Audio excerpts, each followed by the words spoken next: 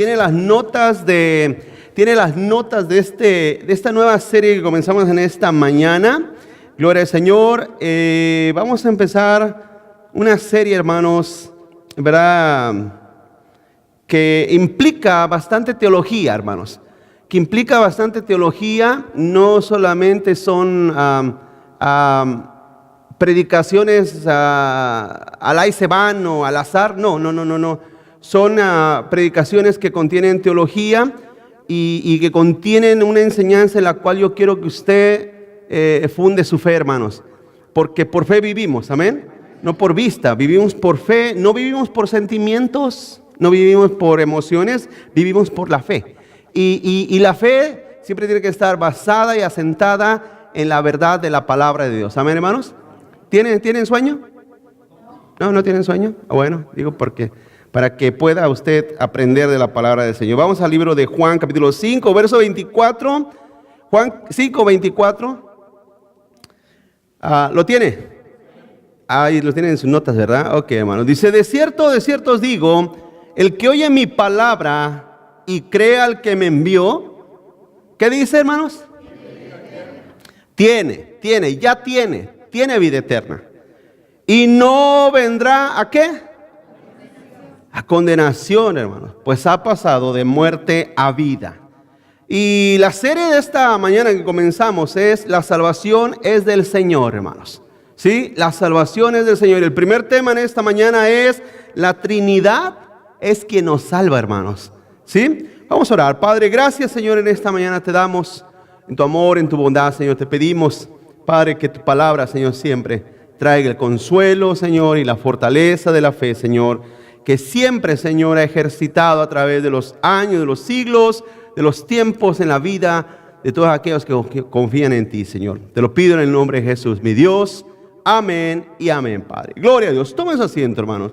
Esta serie completa que voy a empezar hoy, hermanos, en cierta manera es contra, ¿verdad?, como en los tiempos antiguos, que había escritos, había documentaciones, había concilios que se levantaban en contra de herejía, en contra de cosas erróneas, cosas que no eran bíblicas, cosas que eran contra la palabra y el evangelio de Cristo.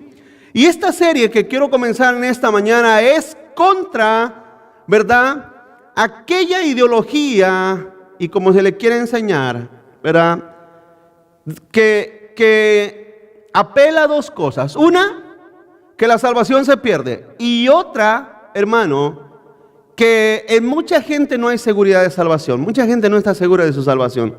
Mucha gente, es más, o sea, están como queriendo nadar a la orillita, están como queriendo siempre nadar. Prende la luz, ¿no? Por favor.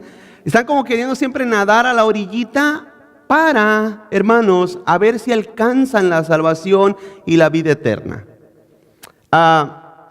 La Biblia nos enseña, hermano, unas verdades que deben de ser acumuladas en nuestros corazones. Hoy en día, vuelvo a decir, y una de mis grandes problemáticas que yo tengo hoy en día, hermano, es contra la ignorancia de la gente. La gente, a través de todos los años, yo veo que no va a cambiar. Tienen que ser como las ovejas guiadas día tras día, día tras día. Es la de no terminar. Si no continúo yo, alguien más tiene que continuar enseñando la palabra de Dios, porque la gente básicamente de un día para otro se le olvida, de un día para otro, de un día para otro. ¿Se recuerdan de Israel cuando venían en el desierto, hermano? Dios les acababa de dar una bendición y al otro día ya estaban dudando para con Dios. Dios había abierto el mar rojo y al otro día ya estaban murmurando. La iglesia es igual. La iglesia es igual, la gente es igual, la gente es igual. Por lo tanto, Dios por eso nos exhorta siempre, porque uno de los mensajes que tengo a través de esta serie habla acerca de eso. ¿De qué sirve la repetición? ¿Por qué es necesario estar repitiendo las mismas cosas? Y fíjese, iglesia, que quiero comenzar preguntando, imagínese, a veces trato de hablar desde la perspectiva de mi fe y desde la perspectiva de mi convicción para que usted lo aprenda. Si yo baso lo que la Biblia enseña referente a lo que usted piensa o lo que usted siente, déjeme decir una cosa, que nos vamos a hundir todos, iglesia. Nos vamos a hundir todos. No puedo yo estar pensando qué piensa usted o qué siente usted. tiene que ser desde una verdad empírica, personal, desde una convicción personal, porque si no, no vamos a encontrar ningún rumbo hacia nada. ¿Sí? Usted nunca me va a escuchar a mí decir que yo digo, pues esto es lo que yo pienso, yo no sé usted. Eso es antibíblico. Jesús nunca hablaba así, los apóstoles nunca hablaban así. Usted escucha la Biblia, ellos nunca hablaban así. Pablo nunca dijo, bueno, yo pienso así, pero ustedes piensen lo que quieran. Jamás hablaba eso. Siempre era una experiencia empírica en la persona que llevaba a una convicción a toda la iglesia. Y eso tiene que seguir siendo así, si no nos vamos a perder. Y le vuelvo a preguntar, imagínese la Trinidad obrando, hermano, en favor de su salvación. ¿Puede haber una empresa más grande que eso? ¿Puede haber un proyecto de salvación más grande que eso? Quiero que usted empiece a pensar si alguna vez ha dudado usted de su salvación. ¿Alguna vez usted ha tenido en duda que es salvo? ¿Alguna vez le ha pasado por la mente y se ha preguntado, oye, ¿soy salvo? ¿O ha pasado por la mente decir, Señor, ayúdame, no quiero perder mi salvación? Si ha pasado eso por su mente, yo quiero que después de aquí a estas semanas que pasemos toda esta enseñanza, todo eso se haga despejado de su mente, de su corazón y de su vida, y que usted pueda vivir tranquilo y pueda vivir en paz, pueda vivir, hermano, confiado de que somos hijos de Dios. Y en primer lugar, la salvación, hermano, está siendo obrada por el Espíritu de Dios, por el Padre, por el Hijo. Imagínese, hermano, el Dios Trino obrando, pensando en una sola meta: salvarte a ti y a mí. No puede haber ninguna empresa mayor ni mejor, más que esa.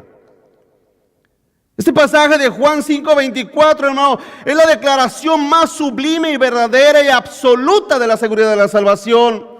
Jesús no pudo haber declarado una expresión más grande, hermano, que lo que Él vino a hacer. ¿Qué? Salvarnos.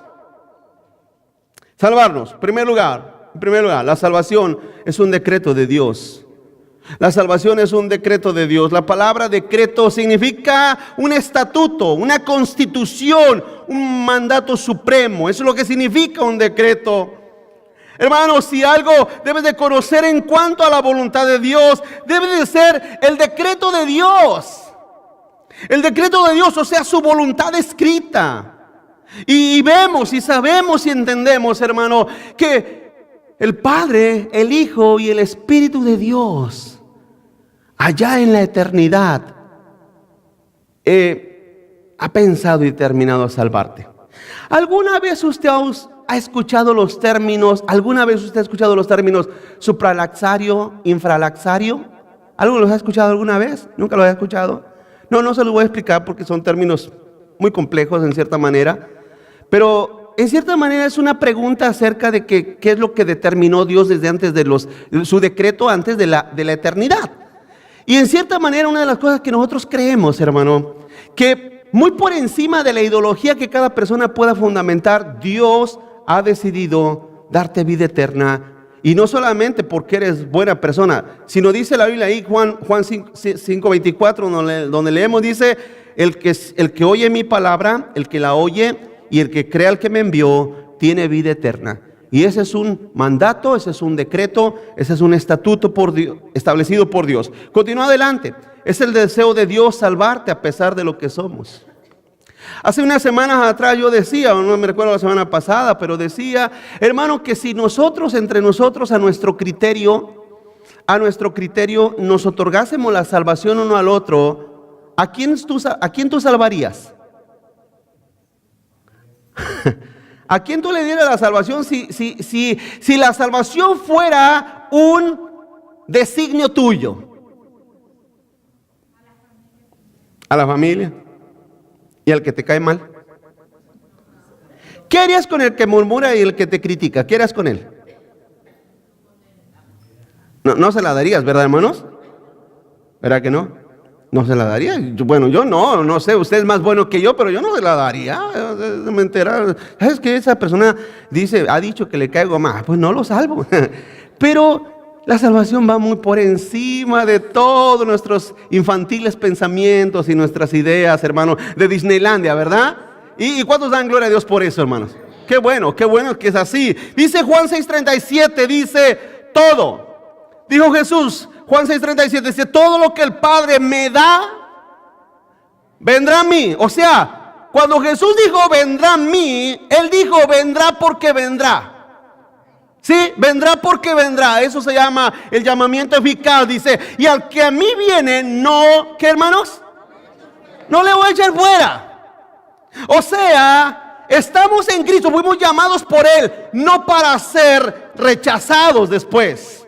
Dice, porque he descendido del cielo no para hacer mi voluntad, sino la voluntad del que me envió. Y esta, el 39, es la voluntad del Padre, el que me envió, que todo. Fíjese que vuelve a repetir el Señor la misma expresión que en el verso 37. Todo lo que me diere, no pierda ¿qué?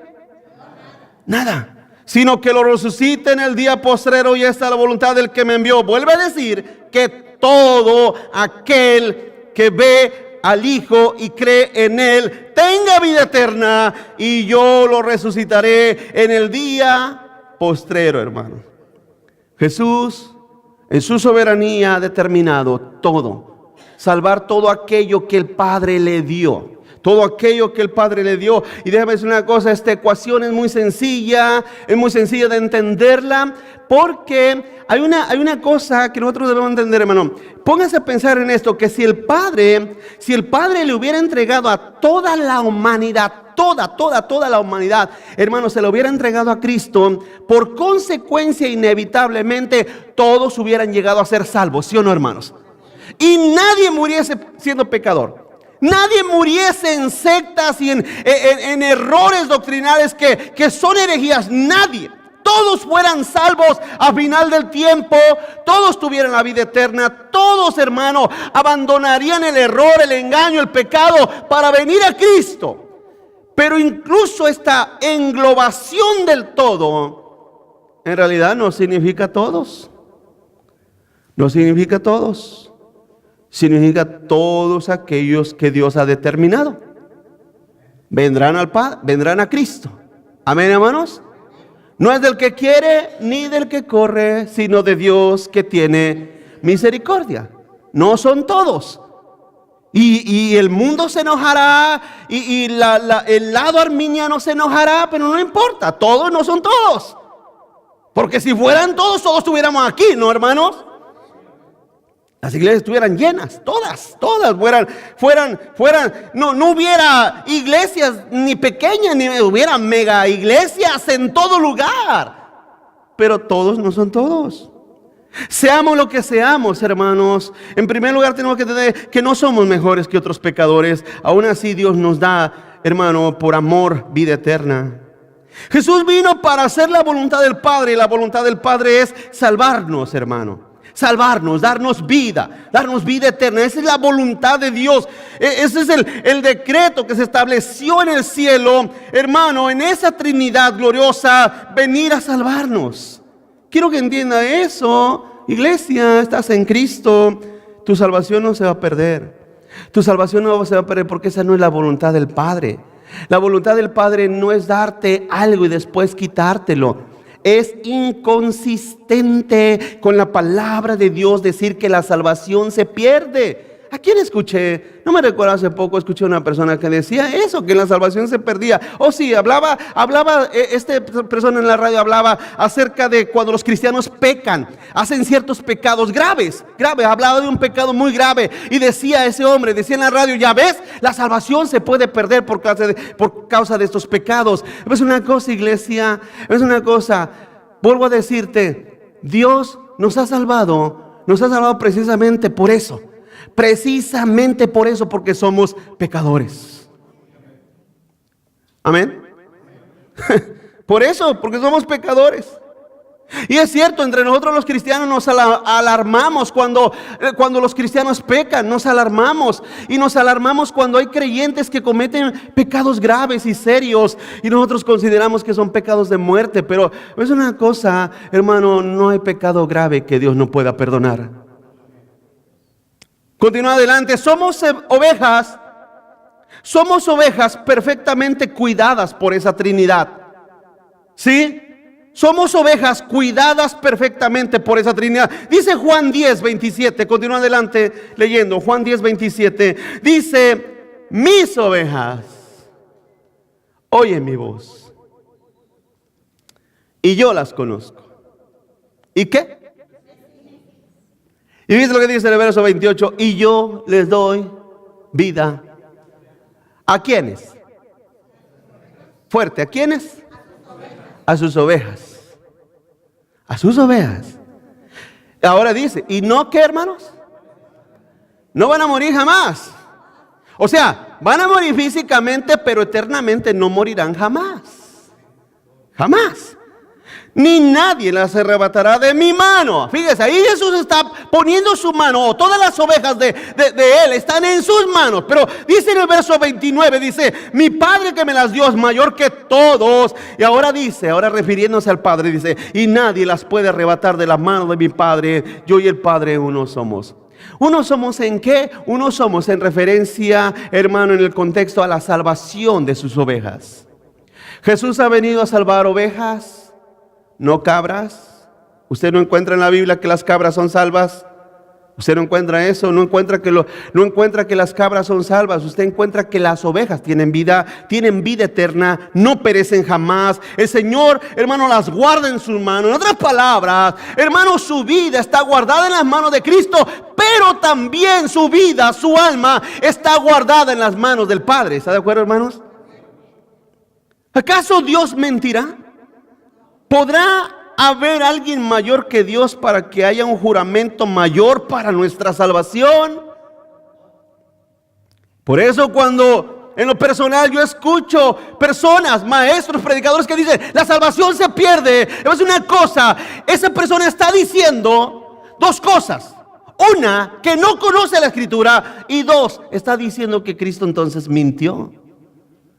Porque si Jesús dijo que sus ovejas no perecerán jamás, y tú dices que la salvación se pierde, entonces ¿qué estás diciendo? ¿Que Jesús se equivocó o mintió? Y usted preguntará: pero la Biblia dice que debemos de cuidar nuestra salvación. Bueno, espérese a esos mensajes para que veamos qué es la explicación de todo eso. Dice Hebreos capítulo 6, hermano, verso 13. Dice: porque cuando Dios hizo la promesa a Abraham, no pudiendo jurar por otro mayor, juró por sí mismo. Amén, hermanos. Juró por sí mismo. Ahí mismo, verso 16. Dice: porque los hombres ciertamente juran por uno mayor que ellos, y para ellos el fin de toda controversia es el juramento para confirmación. Por lo cual, queriendo Dios mostrar más abundantemente a los herederos de la promesa, fíjese lo que dice: la inmutabilidad de su consejo, interpuso juramento, para que por dos cosas inmutables en las cuales es imposible que Dios mienta, tengamos un fortísimo consuelo los que hemos acudido para asirnos de la esperanza puesta delante de nosotros. En otras palabras, escuche, mi iglesia, cuando usted crea el Evangelio, cuando usted crea a Cristo, usted le está creyendo a un pacto que el Padre hizo con Jesús. En otras palabras, en el cielo, el Padre y el Hijo hicieron un pacto eterno, fuera de este mundo, fuera de esta tierra. Sí, eso no tiene nada que ver con los pactos terrenales. Es un pacto eterno. Porque Dios dice en la Biblia aquí que Dios juró, no pudiendo jurar por alguien mayor, juró por sí mismo. Entonces, el Padre y el Hijo juraron, hicieron un pacto en juramento: les daremos vida eterna, los salvaremos. Cuando usted cree en Jesús, cree en el Evangelio, usted está creyendo ese pacto en la eternidad, hermano, y ese pacto es inquebrantable. ¿Está de acuerdo conmigo? Inquebrantable, es inamovible, es inviolable. Ese pacto está allí en la eternidad. Los judíos juraban por el sumo sacerdote, juraban por el templo, porque, hermano, para ellos hay cosas mayores que ellos. Pero vemos aquí que Dios, no hay nada más grande que Dios por lo cual jurar. Entonces Dios te dice: yo juré por mí mismo que te salvaré y que te daré vida eterna. Hermano, bienaventurados los que creen. Amén. Continúa adelante, punto número 2. La salvación es un ancla afirmada en el corazón de Dios.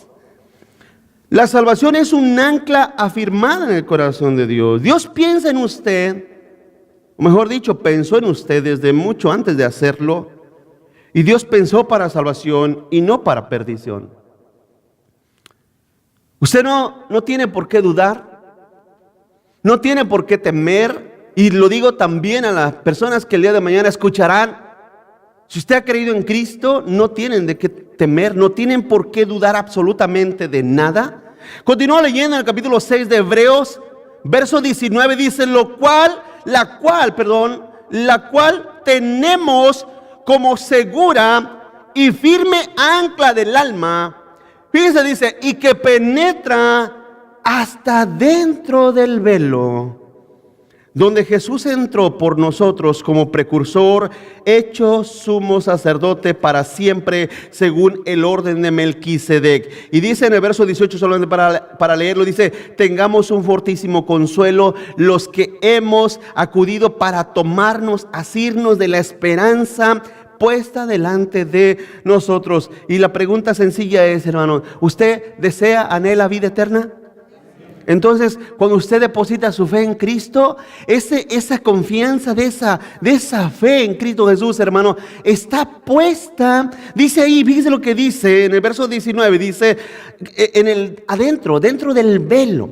Quiere decir, allí en el lugar más íntimo de Dios. Porque ¿cuántos aquí saben que Dios solamente habita en el lugar santísimo?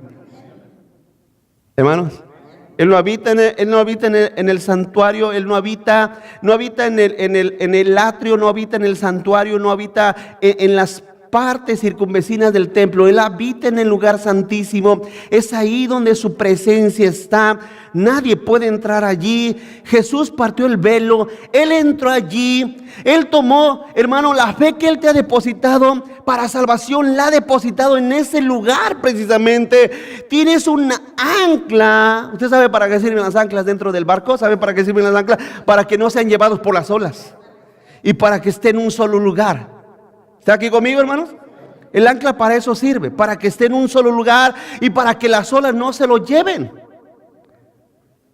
Tu fe, que está cimentada en Cristo Jesús, solamente en Cristo Jesús, hermano, es llevada a ese lugar permanente, eternamente. Fíjese que siempre la naturaleza, dentro de la naturaleza humana, escúcheme lo que le voy a decir, siempre dentro de la naturaleza humana, es que todas las sectas, por ejemplo los mormones, los testigos de Jehová, los católicos, todos se convierten a Cristo, vienen hacia nosotros. Cuando usted escucha que un cristiano se regresa al catolicismo, o hace poco escuchaba una barbaridad de un pastor, bueno, era carismático, para serle franco, era carismático este pastor, y dice él que se convirtió a la iglesia católica. Después de estar predicando en un púlpito, él dice que después se regresó a predicar de la Santa Madre María, y usted lo puede encontrar en YouTube. Él dice, yo no lo conozco nada más sé su nombre, pero él dice que, debe decir una cosa, ¿no acaso eso es contra natura? Hermanos, es como si algunos de ustedes lo miraran mañana, ya estando en la iglesia católica, la guadalupana, es como digo, oye, ¿qué onda con esta persona? ¿No es contra natura eso?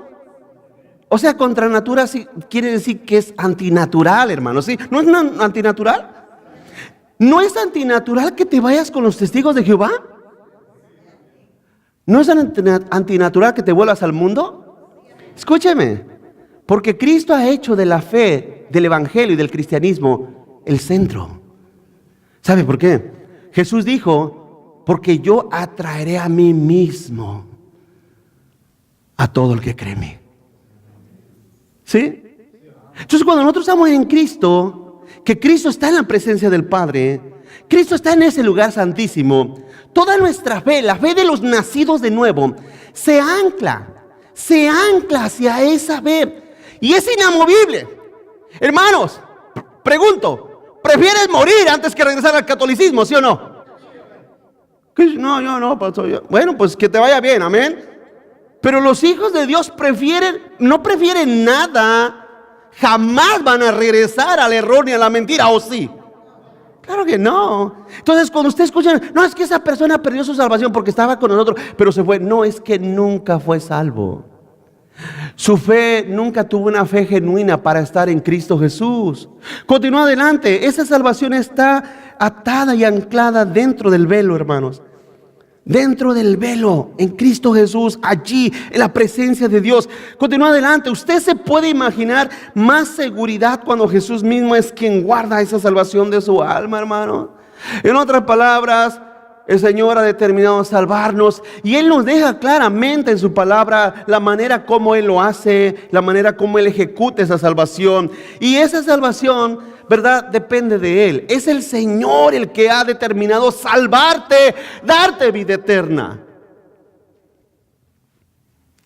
Continúo. Jesús no solo garantizó esa salvación de sus apóstoles, también de nosotros. También de nosotros. Hermanos, los apóstoles, Cristo Jesús les dijo y les prometió que estarán con Él en la gloria eterna. Que de hecho en el libro de Apocalipsis dice la Biblia, hermano, que las 12 puertas, que los 12 cimientos tienen los nombres de los 12 apóstoles. Qué tremendo, ¿verdad, hermanos? Qué promesa tan más sublime y qué promesa tan más gloriosa. Imagínense el nombre de Pedro, de Mateo, de Juan, allí en esa eternidad, en los cimientos de la tierra, de la gloria de Dios, allí. Hermanos, esa misma promesa para ellos es la misma promesa para nosotros cuando hemos creído. Vamos a Juan 17, verso 11.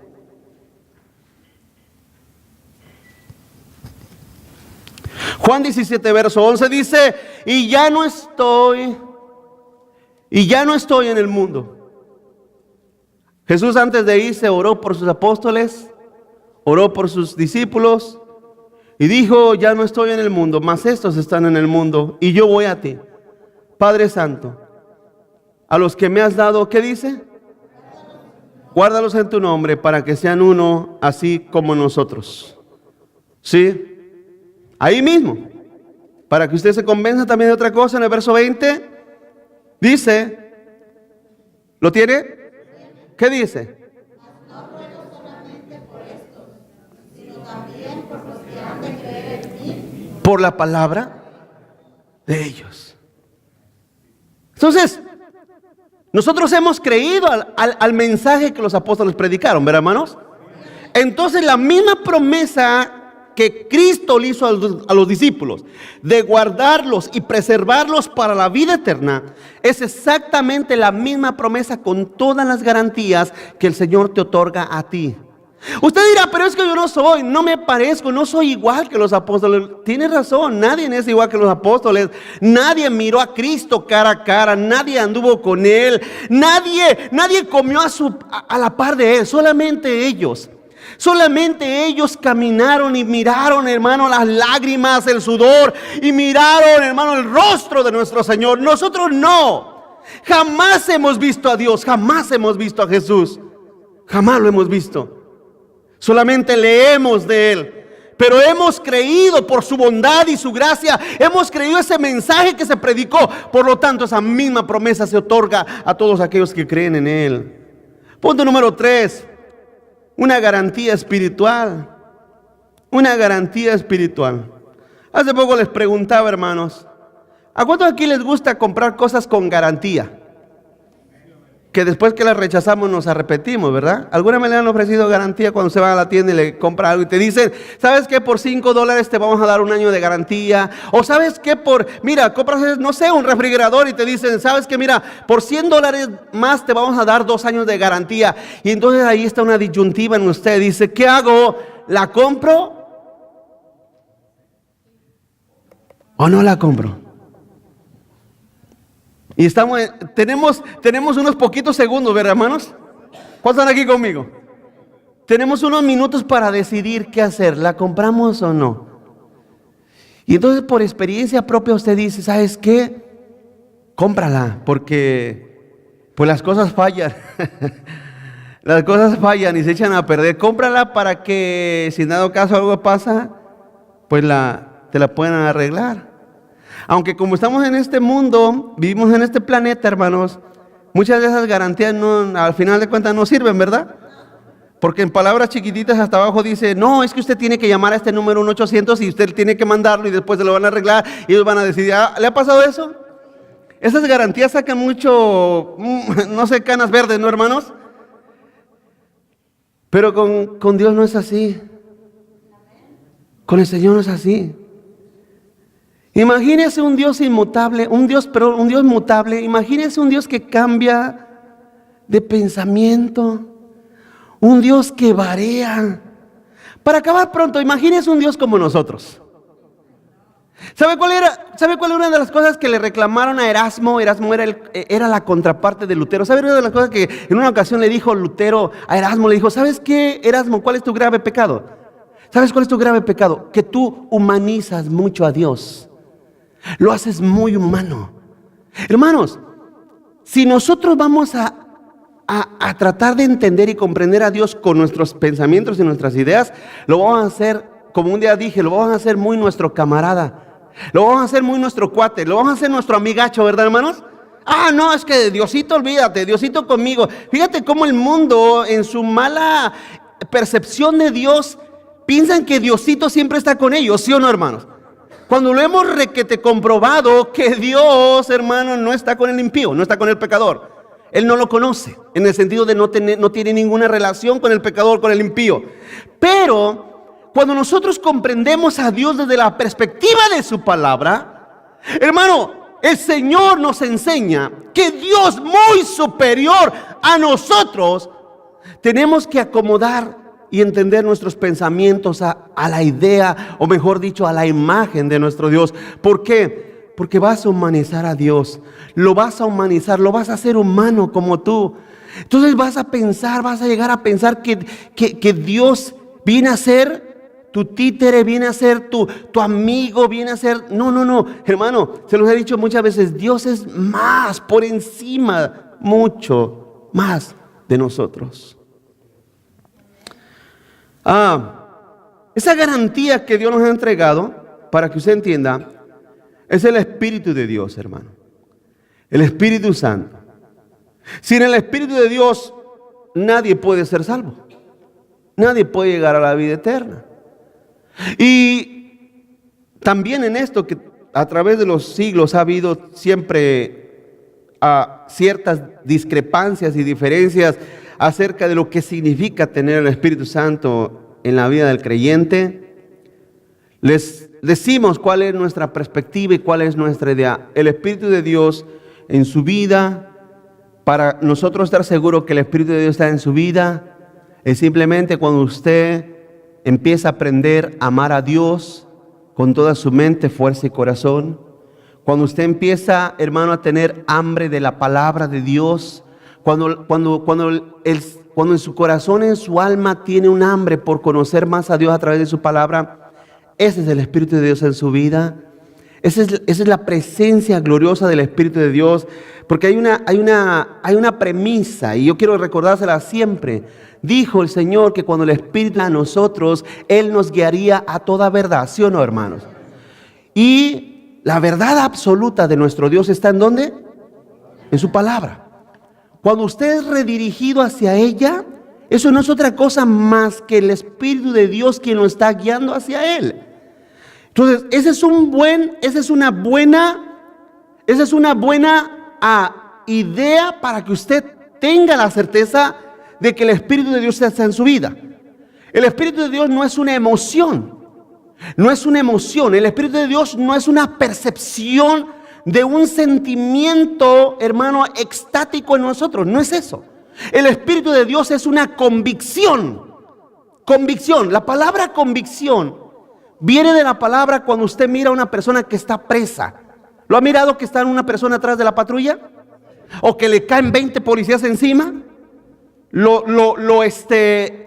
¿Cómo se dice la palabra? Lo subyugan, lo someten y le ponen esposas y están los policías alrededor de él. Eso es una persona convicta. Escúcheme, la palabra convicción es eso.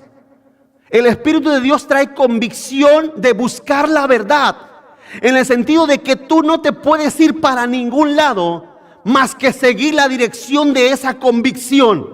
Estás convicto al Espíritu de Dios. ¿Por qué Pablo era un hombre tan fiel en medio de sus 50,000 problemas y adversidades? ¿Por qué? Porque estaba convicto por el Señor. Y una persona que no tiene convicción en su vida hacia la verdad de Dios, qué tremendo. Una persona que no tiene convicción hacia la verdad de la palabra de Dios, que no me diga que tiene el Espíritu de Dios. Sin ese Espíritu tú no puedes tener ni anhelar esa verdad de Dios, esa verdad gloriosa que nos trae libertad, ¿sí o no, hermanos? Conocerán la verdad y la verdad los... Entonces aquí no hay atajos. El Espíritu de Dios está en tu vida. Ya miramos que el Padre no pudo jurar por nadie mayor que Él, amén, hermanos. Estableció un juramento que te salvaría. El Hijo vino a hacer la voluntad del Padre, que es salvar a sus ovejas. ¿Cuántos dicen amén, hermano? Guiarlas, darles vida eterna. Pero ahora el Espíritu de Dios, vamos a Efesios capítulo 1, verso 11. Mire, para que usted entienda lo que significa el verdadero bautismo del Espíritu de Dios. Efesios capítulo 1, verso 11 dice: en Él, o sea en Cristo, asimismo tuvimos herencia, habiendo sido, ¿qué, hermanos? Predestinados conforme al propósito del que hace todas las cosas, según el designio de ¿qué?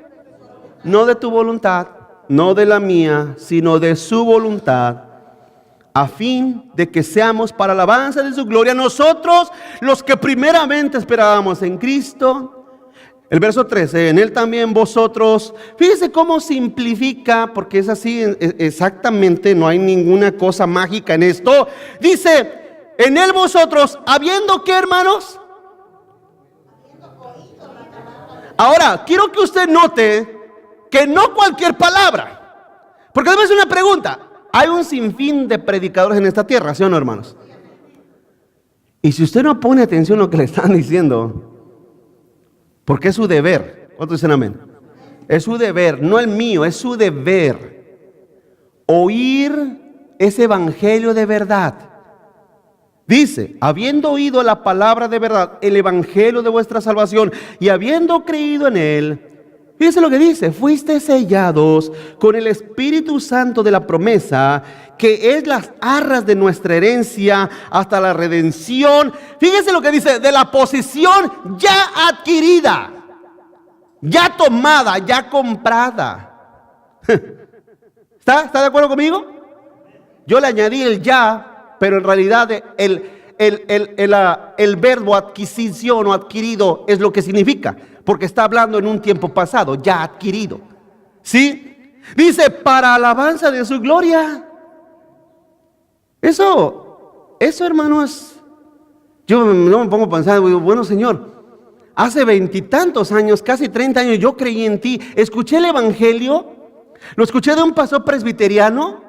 Yo estaba en una iglesia presbiteriana más chiquita que estaba yo ahí sentado, era un joven vago, drogadicto, perdido y sin esperanza. Me invitaron, me dijeron ven a la iglesia. Yo en ese momento decidí o tomé la decisión, o mejor dicho, el Señor movió mis decisiones. Pero en ese momento yo estaba arriba de una camioneta porque el que me había invitado un día antes en el parque me dijo, ¿quieres ir a la iglesia? Y yo le dije, sí, pase por mí. Pero yo no sé si le dije por compromiso para que ya se fuera y me dejara jugar fútbol. Pero le dije sí. Y al otro día yo estaba dentro de una camioneta porque íbamos a ir a jugar fútbol. Y lo veo que viene por la ventana, lo vi por la ventana que se acercó. Dije, híjole, no me acordaba que tenía que ir a la iglesia con este hombre. Y se acercó el hombre y abrió la puerta de la camioneta. Me dijo, ¿qué pasó? ¿No dijiste que ibas a ir a la iglesia conmigo? No es una cosa, hermano. Pues cuando uno está joven, uno ama el fútbol. Me bajé de la camioneta, no sé por qué, me bajé. Y todos me empezaron a decir, oye, pero ¿qué pasó? ¿Vas a ir a jugar con los...? Es que no, yo le había dicho a él que iba a ir a la iglesia. Imagínense un joven de 18 años decirle eso a sus amigos para ir a la iglesia. Fui, me senté, así como ustedes, me senté hasta allá atrás, así, sericito, sin decir nada. No entendía nada, no conocía a nadie. Yo no sabía que estaban ahí. Y predicó el pastor. No me recuerdo qué predicó. Yo no le voy a decir, nada, no pasó nada, no lloré. Yo nada más lo miraba y escuchaba, entendía casi nada. Y cuando el hombre dijo, ¿cuántos creen en Cristo aquí? Yo dije, yo creo en Cristo. Yo creo en su palabra. ¿Algo pasó? Y desde ahí hasta acá. Porque no voy a pensar que le voy a dar toda la historia, ¿verdad, hermanos? No se emocionen. Desde ahí hasta acá. Desde ahí hasta acá. Pero yo me recuerdo claritamente que a las 2-3 semanas yo le dije al pastor, oiga, pastor, pues yo también quiero allí pararme allá enfrente y dar unas palabras. Me dijo, ¿estás seguro, marihuano? ¿Estás seguro, muchacho? Porque yo traía el pelo largo. Yo usaba el pelo largo así, hermano. Lo usaba largo. Estaba loco yo, ¿verdad? En aquel tiempo, sin Cristo. Lo usaba largo. Y el pastor me decía, pues mira, cuando te cortes tu melena de vago, pues te voy a dar chance. Hermano, no la pensé 2 veces. Fui al peluquero, me corté el pelo. Me dijo, oye, ahora sí pareces un varoncito, me decía. Prepárate para el domingo, tú vas a comenzar el servicio. Tú vas a leer un salmo. Escoge el salmo que quieras, me dijo el pastor.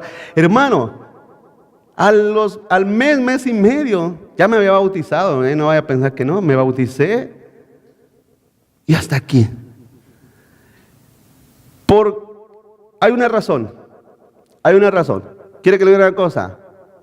Yo nunca he hablado en lenguas.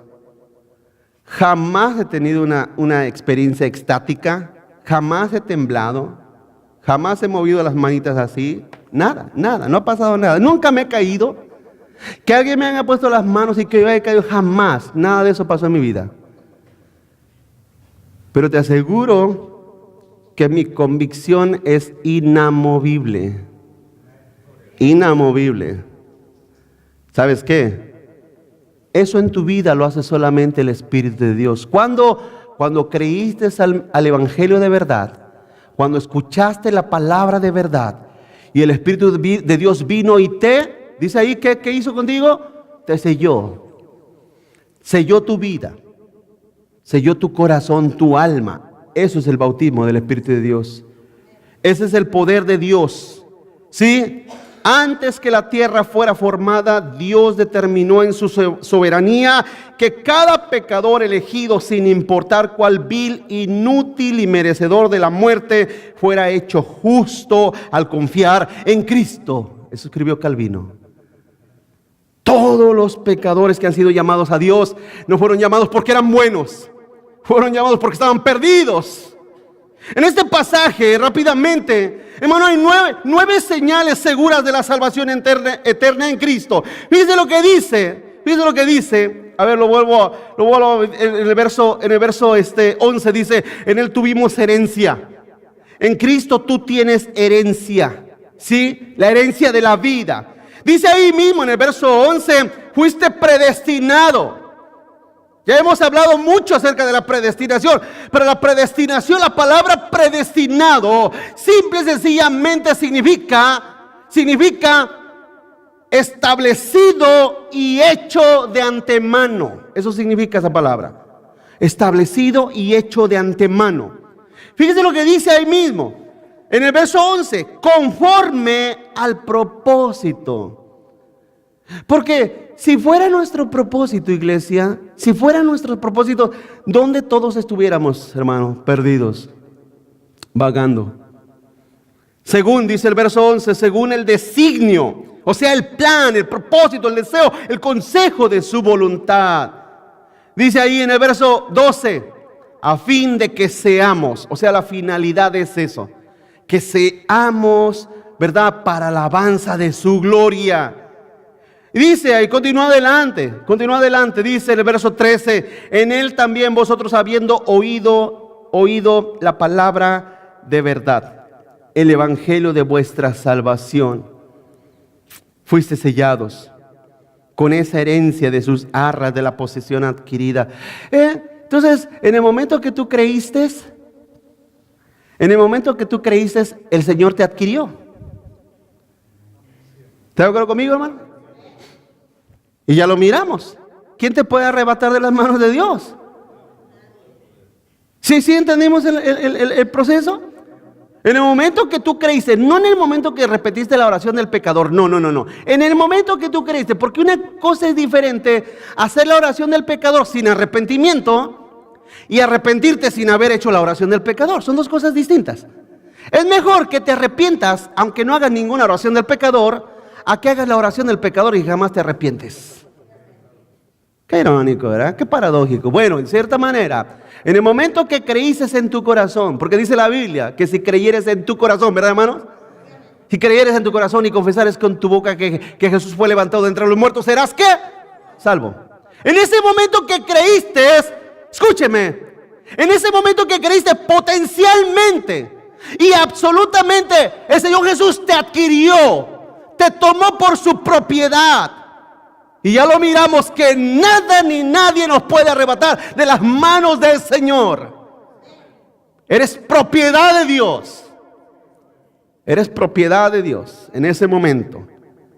Y hermanos, por esa razón podemos entender y comprender, hermano, que el Padre, el Hijo y el Espíritu Santo tienen una idea en común, tienen un propósito en común, porque es conforme a su propósito. ¿Sí captó eso, hermano? Conforme a su propósito. Porque de nosotros no pueden hacer nada, hermanos. De nosotros no pueden hacer nada, no hay nada que nos incline hacia Dios. El ser humano perdido, impío, tiene conciencia de Dios. Claro que sabe que Dios existe y claro que entiende que Dios existe. Tiene una conciencia en el sentido de que puede percibir, entender y creer que Dios existe. Pero por el pecado, hermano, su deseo y su anhelo no está inclinado, ni está impulsado hacia creer, ni acercarse a Dios. Una cosa es tener una conciencia de la existencia de Dios, otra cosa es tener el deseo de Dios. El hombre tiene conciencia de Dios, pero no tiene deseo de Dios. Continúa adelante. No solo el Padre, no solo el Hijo, sino también el Espíritu de Dios está obrando para la seguridad de nuestra salvación. Dice Romanos 8:16. Romanos 8:16 dice: el Espíritu mismo da testimonio a nuestro espíritu de que somos, ¿qué, hermanos? Hijos de Dios. Y si somos hijos, también herederos. Herederos de Dios y coherederos con Cristo, si es que padecemos juntamente con Él, para que juntamente con Él seamos glorificados. Hermanos, el Espíritu da testimonio a tu espíritu que eres hijo de Dios. Ahora, hay gente que me ha preguntado, ¿y cómo puedo yo percibir el testimonio del Espíritu de Dios a mi vida, pastor? ¿Cómo puedo hacerlo, hermano? ¿Cómo puedo yo entender porque yo creo que soy hijo de Dios, pero porque aunque usted no lo cree, ese es el problema de mucha gente. Dice, pues yo creo que soy hijo de Dios, pero no me siento como hijo de Dios. Siento que soy hijo de Dios, pero creo que soy hijo de Dios, pero no me siento como hijo de Dios. ¿Quiere que te diga una cosa, hermanos? Hay veces que ni yo me siento hijo de Dios. Pero, por eso comencé el primer punto. Mire sus notas. ¿Cuál fue el primer punto? La salvación es un decreto de Dios. En otras palabras, a ver, ¿cuántos? Bueno, voy a hacerlo mejor si que levante la mano. Pero entre ustedes aquí hay gente ciudadana de este país, nacieron en este país. Fíjese, ¿nacieron en este país o son ciudadanos de este país? ¿Usted se siente ciudadano de este país? Usted puede ver, hermano, por ejemplo, cuando nosotros tomamos la ciudadanía de este país, en cierta manera lo mexicano no se nos va, ¿verdad, hermanos? ¿Cuántos están aquí conmigo? O sea, en cierta manera somos ciudadanos del país, pero la cultura y la mentalidad de mexicanos no se nos quita. ¿Sí me explico, hermanos? O sea, estás aquí y dices, cuánto añoro los tamalitos de mi México. Cuánto anhelo lo de mi país. Escúcheme. En cierta manera, en cierta forma, iglesia, ser hijos de Dios es por un decreto, no por tus emociones. ¿Sigues batallando en contra del pecado? Pues vas a seguir hasta que te mueras. Vas a seguir batallando hasta que te mueras, hasta el último suspiro de tu vida vas a seguir batallando. Mira, el día de ayer, póngame atención, hermano, no se me distraiga. El día de ayer, en esta semana, mejor dicho, yo comprobé una de las cosas más tremendas que usted se puede imaginar. Bueno, yo lo comprobé, quizás usted ya la sabía, pero yo lo comprobé. Visité una persona, a un hermano, que está prácticamente cuadrapléjico. O sea, sí puede moverse, pero ya no puede salir, no puede manejar, no puede andar en la calle. Él está casi, se puede decir, todo el día sentado en su casa, allí en su casa. Y este hermano me dijo, pastor, es increíble, dice, porque ahora lo entiendo, que yo no necesito salir a la calle para saber que soy un pecador delante de Dios. Estando aquí en este lugar inmovible, sin poder yo salir a ningún lugar, sigo pecando contra Dios. Sigo siendo un pecador delante de Dios. Hermanos, quiero que entienda, para que me entiendas en palabras sencillas, lo pecador en nuestras vidas y el pecado de nuestras vidas no va a desaparecer nunca, hasta que muramos. Por lo tanto, la salvación es un decreto constitucional de tu Dios hacia ti. Amén, hermanos. No está basado en qué bueno eres, porque si fuera así, hermano, nadie es bueno. No puede estar basado en qué santo eres, porque hay gente que dice, es que debemos ser santos. ¿Qué tan santo? ¿Qué tanta santidad necesitamos acumular para decir, Señor, ya miraste que ya acumulé la cantidad de santidad? Nadie puede hacer eso, hermanos. No podemos establecer la salvación nuestra en algo, hermano, percibido o conceptuado por nosotros mismos. No podemos. Tiene que estar basada nuestra fe, como ya lo miramos, hermano, en el decreto de nuestro Dios, en el sacrificio de Jesús, y en que el Espíritu de Dios está en tu vida obrando y te está guiando hacia el crecimiento del Señor. Hace un rato te decía, ¿cómo yo puedo saber que el testimonio del Espíritu de Dios a mi vida, de que soy hijo de Dios? ¿Cómo? ¿Cómo puedo saber? Aquí está la respuesta. Pregúntate hacia dónde están tus inclinaciones. Pregúntate hacia dónde están los verdaderos deseos de tu corazón. Porque no negamos que somos pecadores cuando dicen amén. No negamos que los deseos de la carne siguen peleando contra nosotros, ¿verdad que sí, hermanos? Pero en nuestra alma, en nuestro corazón, hay un deseo inclinado ahora hacia Dios, hacia el Señor, hacia su palabra, hacia el amarlo con todo nuestro corazón, mente, fuerza y mente. ¿Sí o no, hermanos? Esa inclinación es básicamente el rumbo que ahora Dios te forja por su Espíritu en tu vida. Hay personas que van a las iglesias que no aman a Dios, hermano. No aman al Señor. No aman el crecer en Cristo. No aman el madurar en Cristo. No aman la palabra de Dios. No aman al Señor. No lo buscan. No anhelan en sus corazones, en su alma, Señor, yo quiero ser más como tú. Yo quiero estar más cerca de ti. Yo quiero caminar contigo. Quiero conocerte más.